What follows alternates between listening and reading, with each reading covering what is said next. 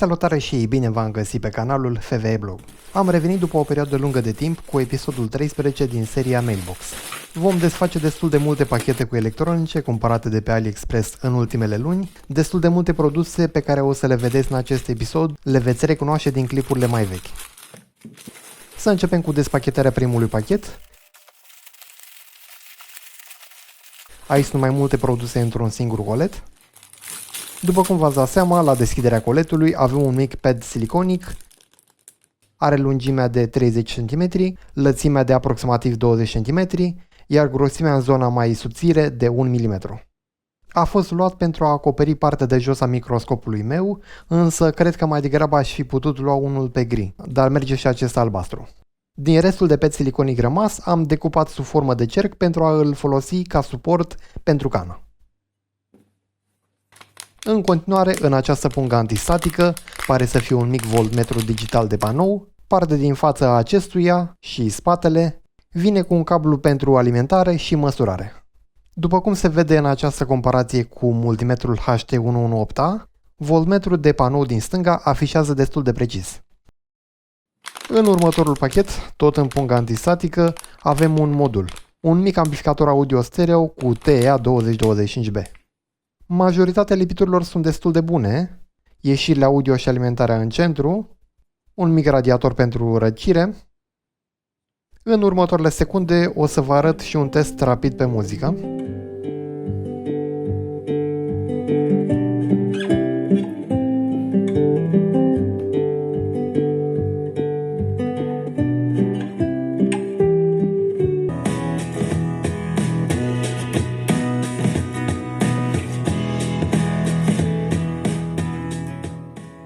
Dacă doriți să vedeți mai multe teste cu modulul acesta, am un clip dedicat, aveți link în descriere. Următorul colet e mai voluminos, din câte se pare. Conține un set de 50 compartimente din plastic pentru a organiza componente tip SMD. Să le numărăm pentru a vedea că sunt toate. Un compartiment a venit cu capacul rupt. Să măsurăm dimensiunea unuia, 25,8 mm pe 32,7 mm, iar adâncimea de 21,6 mm. Are un mod de prindere a capacului destul de interesant, doar că îmi cam fac griji că va ceda în timp.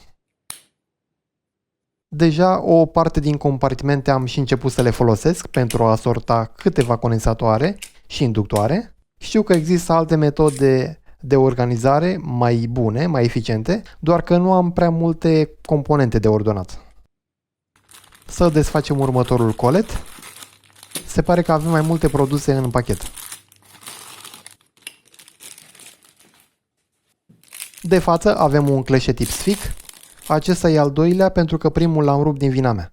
Dar să știți că e destul de bun pentru cât costă. Nu am ce să-i reproșez. Să vedem ce avem în această punguliță antistatică.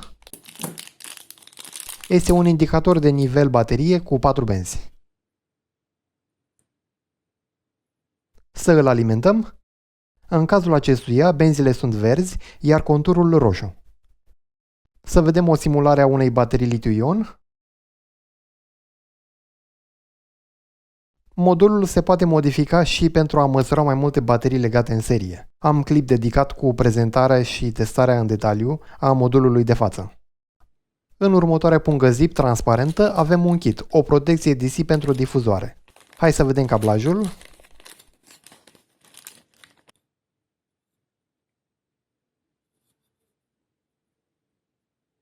Într-un episod dedicat am așezat și lipit componentele pe cablaj. Modulul are inclusă conectarea cu întârziere a difuzorilor, puțin peste 2 secunde. Aici am simulat prezența tensiunii continue pe intrare, folosind multimetrul pe diodă. Iar reconectarea difuzorilor se va face după aproximativ 25 secunde. Chiar am efectuat mai multe teste interesante folosindu-mă de un amplificator și de osciloscop, dar mai multe vedeți în clipul din descriere. Să trecem la următorul pachet. Se pare că avem mai multe produse în el. Să începem cu acesta. Pare să fie un cablu de alimentare. Văd că vine într-un ambalaj cu bule de aer. Da, e un cablu pentru alimentare la rețea, având un capăt de genul acesta pentru încărcătoarele de laptop. Din păcate am constatat că împământarea GND nu era conectată. Le-am arătat dovada acestei probleme și am primit banii înapoi. Bineînțeles, eu am rămas cu produsul așa cum e. Aici a fost greșeala mea, pentru că din nou nu am fost atent la secțiunea de comentarii de pe AliExpress.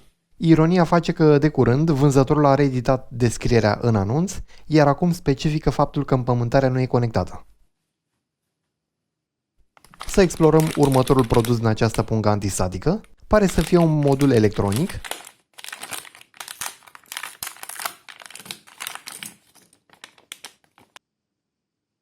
Este un filtru activ pentru subwoofer cu frecvența de tăiere reglabilă, având ca parte activă un amplificator operațional NE5532. Ca de obicei, să facem și un test pe muzică.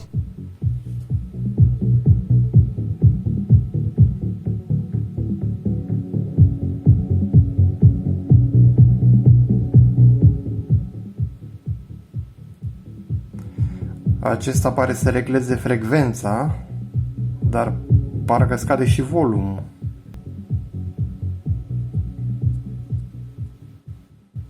Asta pare să fie doar volumul.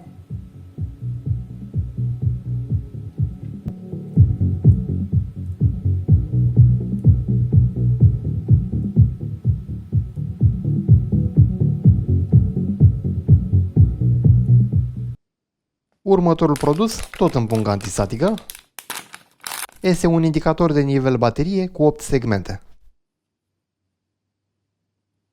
Să facem și un test, o comparație pentru a simula un acumulator, o baterie de 12 V. Hai să creștem la 11 V. Am afișează 11, perfect. 11,1, ok. 11,2, 11,3 și a trecut la nivelul 2, din câte se vede. 11,4. La 11,6 a declanșat al 3-lea nivel, la 12 V a declanșat al 4-lea nivel, următorul nivel la 12,4 V și de data aceasta afișează foarte bine. La 12,5 al 6-lea nivel, văd că acum afișează pe plus voltmetrul de pe acest panou, la 12,9 V al 7-lea nivel și la 13,1 al 8-lea nivel. Să desfacem un alt pachet. Aici sunt mai multe pachete într-unul singur. Să începem cu acesta alb. Sunt niște conectori bloc roșii cu două terminale. Să măsurăm distanța între pini de aproape 6 mm. Să facem un test cu magnet. Șuruburile respective sunt probabil din oțel, iar pinii conectorului nu sunt din fier sau oțel. Deci e bine. Să vedem ce produs avem în acest pachet galben. Foarte probabil un aparat măsură de panou. Da, este un mAh de precizie de până în 1 A, cu 5 cifre. Partea electronică. Ca de obicei, să facem și o comparație cu multimetrul meu din partea dreaptă. Prima dată să vedem cât curent trage pentru alimentarea lui. Am alimentat la aproximativ 9 V. Se vede că ecranul este pornit, miliampermetrul e pornit și trage aproape de 20 de miliamperi. 19,5 miliamperi. Da, 2,2 miliamperi. Mă afișează bine. Chiar nu-i rău. 208,6 miliamperi. 208,209. Se vede că s-a mutat virgula respectivă, punctul respectiv. Da? Se vede. 1 amper, 1,02 amperi. De data aceasta avem un colet destul de voluminos, abia încăput în cadru. Să-l desfacem. Din câte se vede, sunt două pachete în același colet. Voi începe cu acesta mai mare, negru.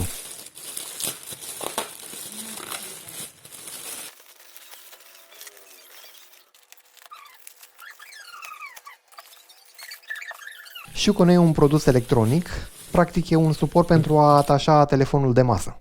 Aici e partea de prindere a suportului de masă, mai departe se introduce brațul acesta aici și strângem șurubul de față. Se mișcă el puțin, dar nu exagerat. Aici e zona de intersecție dintre cele două brațe. În capătul brațului secund se introduce acest obiect metalic pentru rotire la 90 de grade. Suportul vine cu această prindere pentru telefon pe care o înșurubăm de acest braț. Nu e chiar rea această prindere, numai că mi se pare mie cam fragilă. De primul braț avem un șurub unde putem prinde alt suport sau chiar un alt braț, dacă există. Hai să vedem ce avem și în acest pachet mic gri.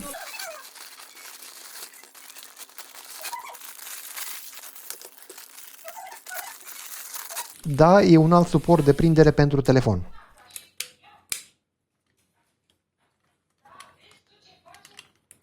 L-am cumpărat pentru a îl înlocui pe cel inclus în suportul de prindere de masă.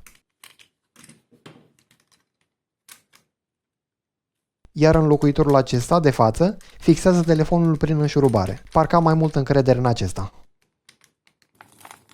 Hai să deschidem un alt colet. Nu cred că mai avem multe. O spatulă.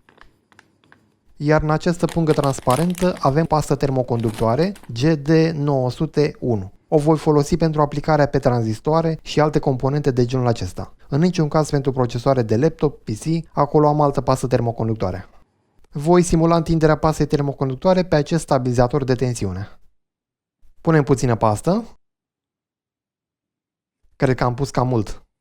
Hai să o întindem pentru a vedea cum se comportă, cât de văscoasă e. Iar acum să punem integratul.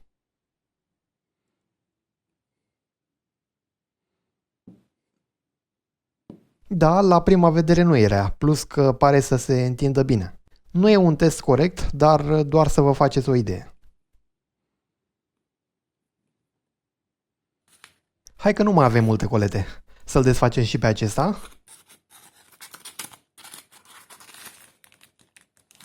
Într-o pungă zip avem un suport cu montare SMT pentru baterie litiu-ion 18650.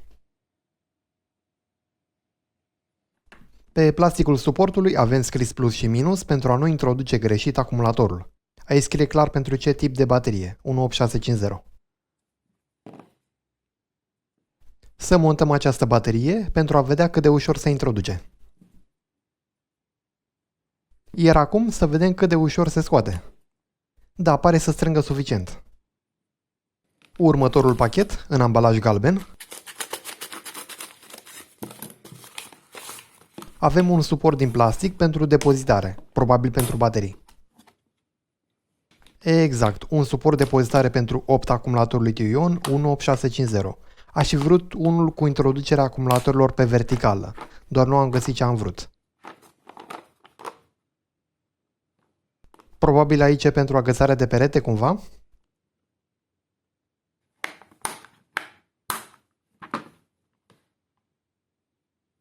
Să vedem ce avem și în acest colet micuț.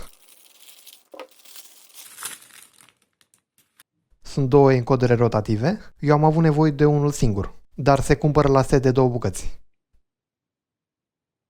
Encoderele au fost cumpărate pentru că aveam probleme cu scrollul mouse-ului. Agăța. Așa că am scos encoderul vechi rotativ, am lipit și montat unul nou, iar la final am rezolvat problema. Scrollul nu mai agață. În sfârșit, ultimul colet.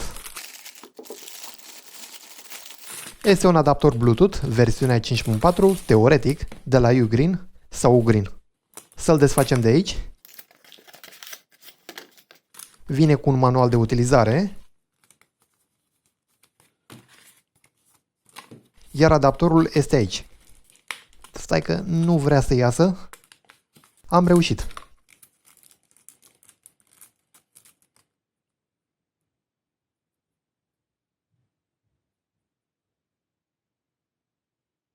Scrie model CM748, alimentarea la 5V și trage un curent de maxim 0,1 A. Folosesc de ceva timp acest adaptor cu căștile de față și am constatat că frecvențele joase și medii se aud bine, însă cele înalte cam lasă de dorit. Pentru a ascultat muzică nu prea merge, din cauza distorsiunilor pe înalte. De la căști clar nu e, deoarece dacă le conectezi la laptop sau la telefon, nu am asemenea probleme pe frecvențele înalte. Din păcate nu prea pot să vă demonstrez practic, deși aș fi vrut, dar nu am măsculele necesare. Aici se termină episodul 13 din seria Mailbox. Dacă vă place genul acesta de conținut, nu uitați de butonul like, să vă abonați dacă nu ați făcut-o deja și vă aștept pe data viitoare. Toate cele bune, la revedere!